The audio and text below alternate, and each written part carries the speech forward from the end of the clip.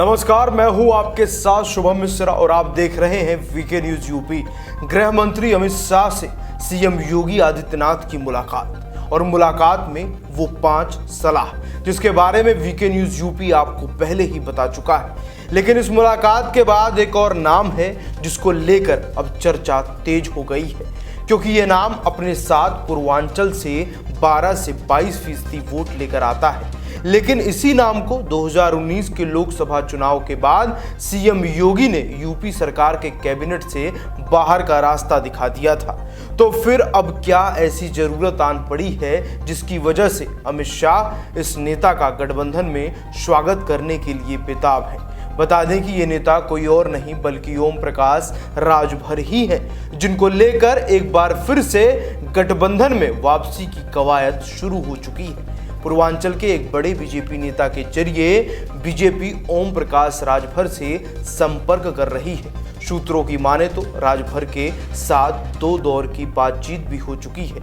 बातचीत में राजभर ने रोहिणी कमीशन की रिपोर्ट को लागू करने के साथ साथ एक बार फिर से योगी कैबिनेट में एंट्री की बात सामने रखी है। यहाँ आपको बता दें कि रोहिणी कमीशन की रिपोर्ट फाइनल बनाने के लिए 31 जुलाई 2021 तक का समय दिया गया है, जिसको लेकर संसद में भी मांग उठ चुकी है। इस रिपोर्ट के लागू होते ही ओबीसी आरक्षण का फॉर्मूला 4 हिस्सों में बढ़ सकता है, जिसका बड़ा फायदा उन तमाम ओबीसी जातियों को होगा जिन्हें आरक्षण का फायदा अभी तक नहीं मिल सका है।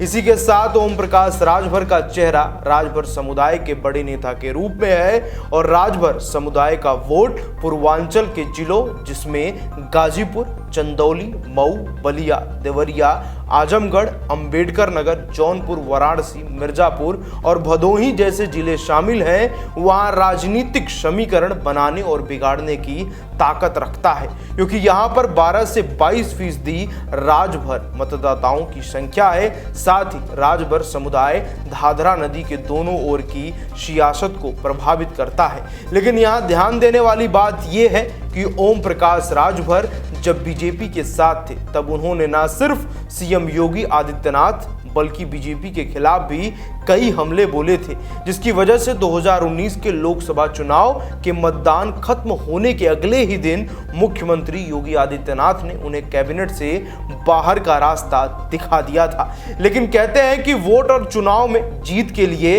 एक राजनेता, उसकी राजनीतिक पार्टी अपने दुश्मनों को भी दोस्त बना लेती है।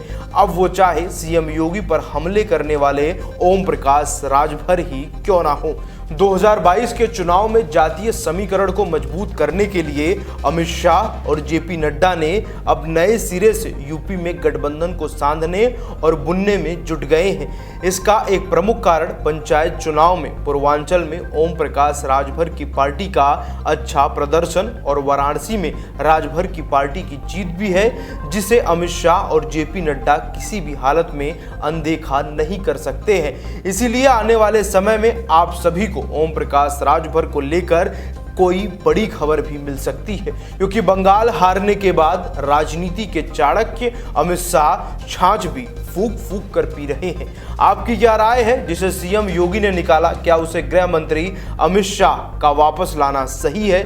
हमें लिखकर कमेंट बॉक्स में जरूर बताएं और उत्तर प्रदेश से जुड़ी ऐसी तमाम राजनीतिक खबरों को देखने के लिए अब आप भी सब्सक्राइब करना बिल्कुल भी ना भूलें। VK news UP. धन्यवाद।